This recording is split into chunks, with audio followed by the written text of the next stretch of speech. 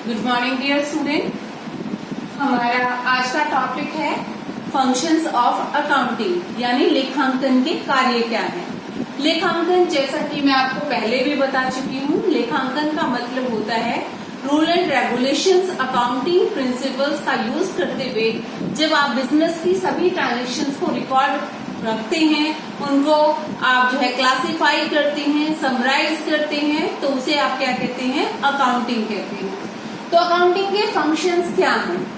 First one is पूर्ण तथा नियमित लेखे रखना, यानी to keep complete and systematic record.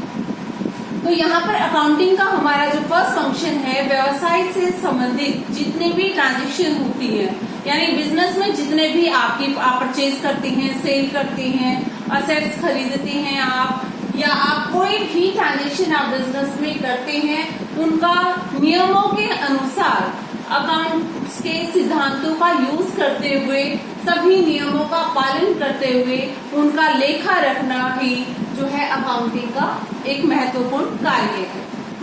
Second है आपका व्यवसाय की संपत्तियों की सुरक्षा करना। जैसा कि आप सभी जानते हैं, बिजनेस में बहुत सारी एसेट्स होती हैं, लाइक प्लांट एंड मशीनरी होती है, फर्नीचर एंड फिक्सचर्स होता है, लैंड एंड बिल्डिंग होता है, स्टॉक होता है। तो इस तरह से बिजनेस के अंदर बहुत सारी जो है असेट्स होती हैं। उन सभी असेट्स को सुरक्षा प्रदान करना। कई बार ऐसा होता है बिजनेस में काफी गबन हो जाता है, अगर आप अपनी असेट्स का सिस्टमैटिक रिकॉर्ड नहीं रखेंगे, उनके ऊपर डेप्रिसिएशन की प्रॉपर जो है व्यवस्था नहीं करेंगे, तो उससे आपकी असेट्स जो है उनकी ओरिजिनल वैल्यू से, उनकी वैल्यू जो है बुक्स के अंदर जो भी रिकॉर्डिंग की गई है वो प्रॉपर नहीं होगी। तो जब आप अकाउंट्स बनाते हैं तो जितनी भी असेट्स है उनका, जितनी उनकी एग्जैक्ट वैल्यू है, उतना ही उनका प्रॉपर लेखा जोखा किया जाता है। इससे व्यवसाय में गबन की संभावना न के बराबर हो जाती है, और साथ साथ में इससे बिजनेस की जो असेट्स है वो भी सेफ रहती है। यहाँ पर असेट्स में एक बहुत ही इम्पोर्टेंट जो असेट्स है that is stock. Stock business के अंदर जो होता है रॉ मटेरियल की फॉर्म में भी हो सकता है, ये वर्क इन प्रोग्रेस की फॉर्म में भी हो सकता है, और ये आपका फिनिश जो है स्टॉक भी हो सकता है। तो कई बार ऐसा होता है कि अगर जो आप अपने स्टॉक का सिस्टमैटिक रिकॉर्ड नहीं रखते हैं, तो ऐसी कंडीशन में जो स्टॉक आपके गोडाउन में पड़ा हुआ है और जो आपके जो बुक्स के अंदर जो रिकॉर्ड रखा हुआ है, दोनों के अंदर डिफरेंस पाया जा सकता है। तो यहाँ पर अगर आप प्रॉपर रिकॉर्ड रखेंगे तो इस तरह की जो है फ्रॉड की संभावना न के बराबर हो जाती है। थर्ड वन इज विभिन्न पक्षकारों को वित्तीय सूचना देना, यानी इंफॉर्मेशन प्रोवाइड कराना डिफरेंट इंटरेस्टेड पार्टीज को। अब ये इंटरेस्टेड पार्टीज कौन सी हैं? जिनको बिजनेस की फाइनेंशियल पोजीशन, बिजनेस की जो है फाइनेंशियल इंफॉर्मेशन की जरूरत होती है, वो पार्टीज होती हैं लाइक स्वामी, यानी ऑनर। बिजनेस का जो मालिक होता है वो जानना चाहता है कि बिजनेस में प्रॉफिट हो रहे हैं या फिर लॉसेस हो रहे हैं। अगर बिजनेस के अंदर लगातार प्रॉफिट होंगे तो वो बिजनेस को कंटिन्यू रखेगा, और अगर उसे लॉसेस हो रहे हैं तो ऐसी कंडीशन में वो बिजनेस को शट डाउन करने की कंडीशन में भी आ सकता है। लेकिन एक्चुअल में उसे पता कैसे चलेगा कि उसे प्रॉफिट हो रहे हैं, लॉसेस हो रहे हैं? तो ये उसे अकाउंट से ही पता चलता है। सेकंड है प्रबंधक, यानी मैनेजमेंट। मैनेजमेंट जो होता है उनको टाइम टू टाइम बिजनेस के बारे में बहुत सारे डिसीजन लेने होते हैं, बिजनेस के बारे में प्लानिंग करनी होती है, बिजनेस को मैनेज करना होता है। और ये तीनों काम करने के लिए प्लानिंग, साथ साथ में मैंने बताया आपको डिसीजन मेकिंग और कंट्रोलिंग, ये जितने भी फंक्शन मैनेजमेंट करता है, उन सभी फंक्शंस को परफॉर्म करने के लिए उसे बिजनेस से रिलेटेड फाइनेंशियल पोजीशन की या बिजनेस से रिलेटेड इंफॉर्मेशन की जरूरत होती है, और ये इंफॉर्मेशन उन्हें अकाउंट्स ही प्रोवाइड कराता है। सिमिलरली है आपके एम्प्लॉय टाइम टू टाइम जानना चाहते हैं कि उनकी सैलरी की पेमेंट उन्हें टाइम पर हो पाएगी या नहीं हो पाएगी। इसके साथ साथ जो है आपके एम्प्लॉयज जो हैं वो अपने जो बोनस की भी एक्सपेक्टेशन कर सकते हैं, साथ में वो जानना चाहते हैं कि उनकी सैलरी में कोई इंक्रीमेंट होगा या नहीं होगा। अगर बिजनेस प्रॉफिट अर्न कर रहा है, कंटिन्यूसली जो प्रॉफिट बढ़ते जा रहे हैं, तो एम्प्लॉयज भी बोनस की डिमांड कर सकते हैं। तो ये, लेकिन उन्हें ये सारी इंफॉर्मेशन जो है अकाउंट से ही अवेलेबल होती है। इसी तरह से है आपका विनियोगकर्ता यानी इन्वेस्टर्स। इन्वेस्टर वो पर्सन होता है जो बिजनेस के अंदर पैसे को इन्वेस्ट करता है। अब बिजनेस के अंदर कोई भी व्यक्ति पैसा लगाने से पहले ये जानना चाहता है कि क्या उसे टाइम टू टाइम रिटर्न मिलेगा, यानी उन्हें डिविडेंड की टाइम पर पेमेंट हो पाएगी या फिर नहीं हो पाएगी।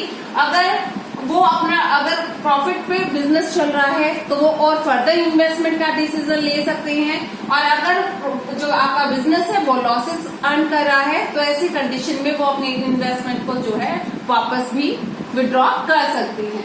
इसी तरह से पब्लिक यानी जनता भी आपके अकाउंट्स में इंटरेस्टेड होती है।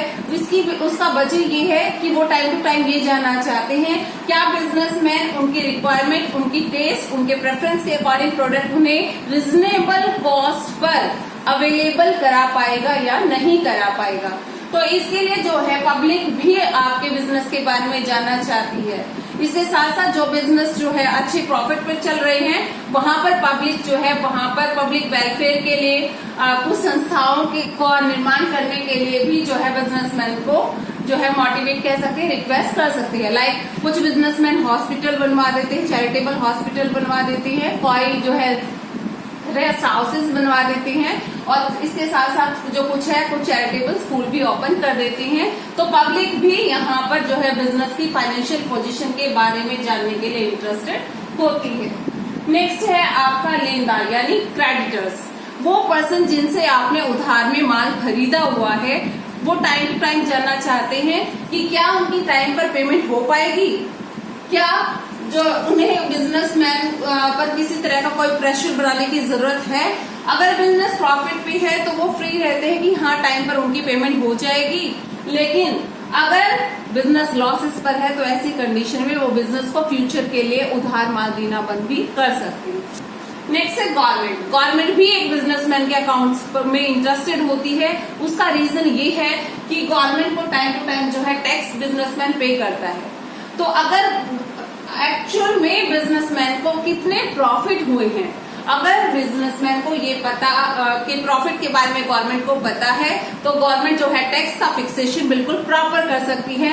वहां पर टैक्स इवेजन यानी टैक्स की चोरी के चांसेस जो है वो कम हो जाते हैं। साथ साथ में बैंक, कोई भी बिजनेसमैन के पास इतनी कैपिटल नहीं होती कि वो उसको सेल्फ फाइनेंस कर सके, तो बिजनेस की कैपिटल को अरेंज करने के लिए जो बिजनेसमैन है उसे बहुत सारे बैंकों से लोन लेना पड़ता है। तो ये बैंक जो बिजनेस को मैन को लोन प्रोवाइड कराते हैं, ये बैंक जानना चाहते हैं क्या उनके लोन की पेमेंट टाइम पर हो पाएगी, क्या उनका जो इंटरेस्ट बनेगा क्या बिजनेसमैन उन्हें टाइम पर इंटरेस्ट की पेमेंट कर पाएगा। अगर बिजनेस कंटिन्यूसली प्रॉफिट अर्न कर रहा है देन जो आपके बैंक है वो रिलैक्स है कि उनको टाइम पर पेमेंट मिल जाएगी, अदरवाइज वो बैंक पर प्रेशर भी बना सकते हैं कि उनकी पेमेंट उन्हें की जाए। तो तो इन जो सारी इंटरेस्टेड पार्टीज हैं इनको नेसेसरी इंफॉर्मेशन प्रोवाइड कराने का काम भी जो है आपकी अकाउंटिंग ही करती है। फोर्थ है आपका कानूनी आवश्यकताओं को पूरा करना। कई बार जो हमारे बहुत सारे कंपनी से बिजनेस से रिलेटेड बहुत सारे एक्ट जो है बनाए गए हैं जहां पर टाइम टू टाइम बिजनेसमैन को अपनी फाइनेंशियल पोजीशन से रिलेटेड डाटा पब्लिश करना पड़ता है। तो ये लीगल रिक्वायरमेंट को पूरा करने के लिए जो बिजनेस का डाटा चाहिए, जो बिजनेस की फाइनेंशियल पोजीशन के बारे में जो इन्फॉर्मेशन चाहिए, ये इन्फॉर्मेशन भी अकाउंटिंग ही अवेलेबल कराती है। नेक्स्ट है आपका दायित्व निर्धारण करना यानी डिटरमाइनिंग द रिस्पॉन्सिबिलिटीज। अब जब आप अपने बिजनेस के सभी अकाउंट, सभी ट्रांजेक्शन का सिस्टमैटिक रिकॉर्ड आप रखते हैं तो कहीं पर भी जहां पर आपको लगता है यहाँ पर मिस्टेक हुई है, यहाँ पर फ्रॉड हुआ है, तो जो भी व्यक्ति उसके लिए लायबल है उसकी रिस्पॉन्सिबिलिटीज को आसानी से निर्धारित किया जा सकता है। तो ये 5 फंक्शन है to keep the systematic and complete records. Second one is to protect the assets of a business. Third one is to inform the interested parties. Fourth one is to fulfill the legal requirement or legal formalities. And last one is दायित्व का निर्धारण करना यानी fixation of responsibility. तो इसके साथ ही आपका functions of accounting और पार्टीज इंटरेस्टेड इन अकाउंटिंग का जो टॉपिक है वो इसके साथ ही कंप्लीट हो जाता है। ओके बेटा, हैव अ नाइस डे।